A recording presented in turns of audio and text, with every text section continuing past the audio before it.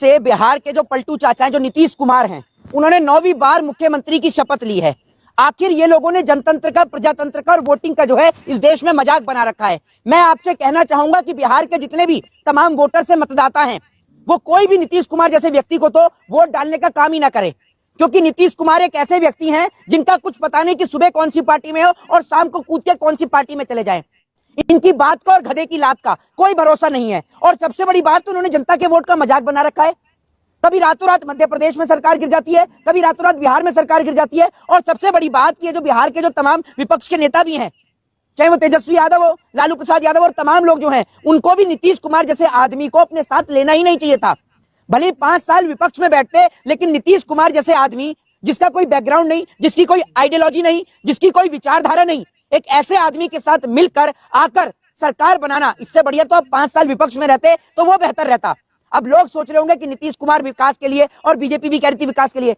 भैया, नीतीश कुमार कोई बिहार की जनता का विकास करने के लिए नहीं गए। ये इतने घोटाले कर लेते हैं कि सीबीआई, ईडी और आईडी और आईबी के जरिए इनको अपने आप ही बुला लिया जाता है। ये आपको मैं बता दूं, आप इस देश के अंदर बड़े बड़े घोटाले करो, लेकिन उस घोटाले में इस देश के राजनेताओं को शामिल कर लो, उसके बाद में आपको कोई दिक्कत नहीं आ सकती है। और मरोगे तो आपको श्रद्धांजलि देने भी पहुंचेंगे, ये बात आप याद रखिएगा। तो ये लोग क्या करते हैं, देश की जनता का खून चूस के, क्योंकि इनको पता है कि इस देश की जनता तो पागल है, मूर्ख है, ये जनता को मूर्ख समझते हैं। इस देश के राजनेता इस देश की जनता को मूर्ख समझते हैं। ये जब मर्जी कोई भी ड्रामा क्रिएट कर देते हैं, कभी हिंदू मुसलमान का, कभी मंदिर मस्जिद का, और जब इन सब से वोट नहीं मिलता तो तमाम राजनीतिक स्टंट करके बनी बनाई सरकार को गिरा देते हैं।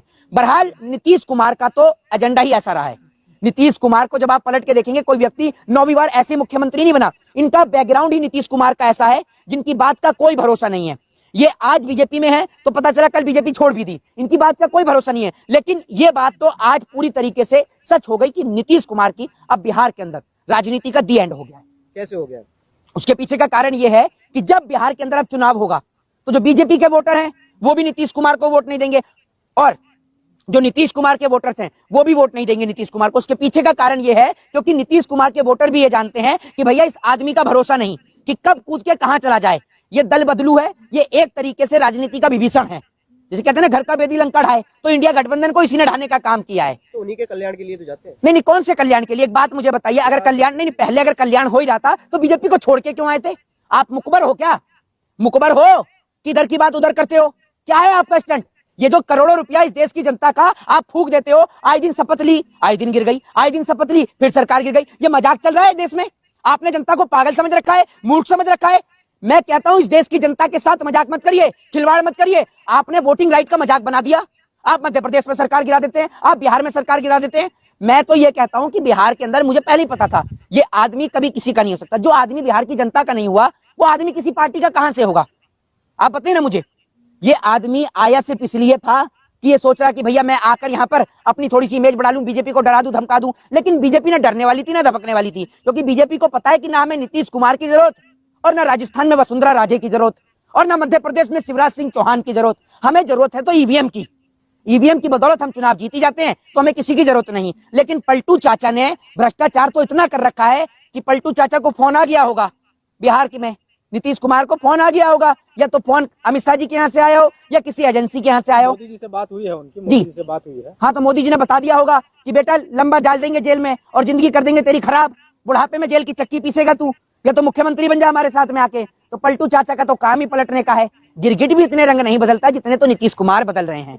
गिरगिट को भी शर्मिंदा कर दिया बिहार में। अगर आप बिहार रहते हैं तो बिहार में गिरगिट देख नहीं रहा तो नीतीश कुमार को देख लीजिए, होगी तो तेजी से विकास होगा। देखिए मैं आपको तो सुन लीजिए, तो पहले भी तो डबल इंजन की सरकार थी, तो क्या हुआ?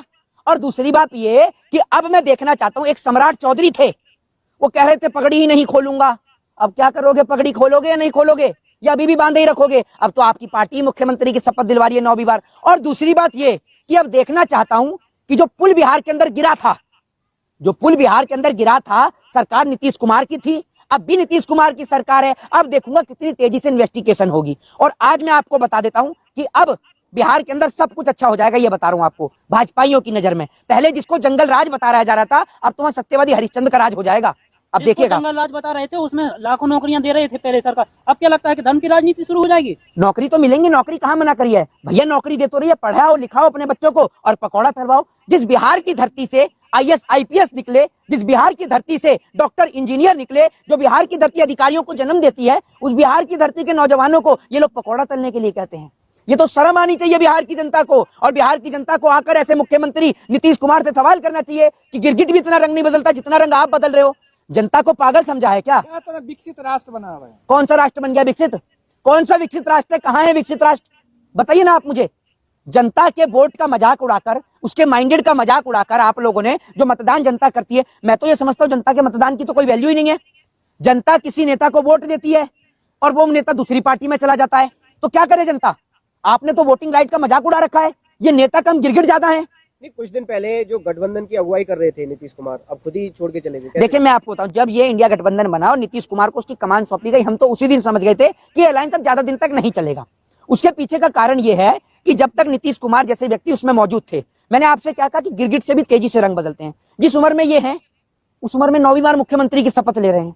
आप सोचकर देखिए ना कैसे ले रहे हैं, क्योंकि इनका काम ही यही है, कभी सरकार बनाना, कभी सरकार गिराना। लेकिन इस देश के राजनेताओं को बता देता हूं कि ये पैसा आपके बाप का नहीं है, ये पैसा इस देश की गरीब जनता का है जो टैक्स पे करती है। आप आए दिन आकर राजभवन में शपथ लेने के लिए पहुंच जाते हैं और साथ में अभी वो भी पहुंचे हुए हैं, क्या नाम है उनका? JP नड्डा जी पहुंचे थे। JP नड्डा, समझो झूठ का पूरा अड्डा, ये समझ लीजिए आप। वो JP नड्डा जो अपना ही चुनाव नहीं जीत पाए और जगह जगह पहुंच रहे हैं। JP नड्डा एक तरीके से झूठ का अड्डा है। JP नड्डा नहीं, पूरा भाजपा झूठ का अड्डा है। जो आदमी अपना चुनाव नहीं जीत पाया, और अभी तो मैं ये देख रहा हूं जो कल तक यादव कह रहे हैं कि खेला अभी बाकी है, तो क्या लग रहा है क्या हो सकता है? देखिए कोई खेला नहीं होगा, कुछ नहीं होगा। जो खेला होना था वो हो चुका है। बात रही है तो विपक्ष को एक बात बता देता हूं, विपक्ष को अगर जीतना है चुनाव तो EVM जो है उसके ऊपर इनको लगाम कसनी चाहिए। और बात रही तेजस्वी यादव की, तो तेजस्वी यादव जो है ना, उनके पिताजी जो हैं वो बिहार के शेर हैं। लालू प्रसाद यादव जो हैं वो बिहार के शेर हैं, और वो शेर चाहे कितना भी बूढ़ा हो जाए लेकिन शिकार करना नहीं भूलता। तो ये बात आप मत भूलिए कि लालू प्रसाद यादव वो उस बिहार की धरती का शेर है जिसने बिहार को पूरे देश में विदेश में भी जनवाने का काम किया। ये बात आप याद रखिएगा। तो लालू प्रसाद यादव एक राजनीति के अंदर बहुत सारे राजनेताओं के आइडियल हैं। जो आज के नौजवान है जो राजनीति करते हैं, उनके आइडियल और आदर्श हैं लालू प्रसाद यादव। लालू प्रसाद यादव हो चाहे मुलायम सिंह यादव हो, ये पुराने धुरंधर रहे हैं इस राजनीति के, याद रखिएगा। तो लालू यादव जानते हैं कि राजनीति के अंदर, लेकिन लालू यादव का इस देश का हर एक व्यक्ति क्यों सम्मान करता है?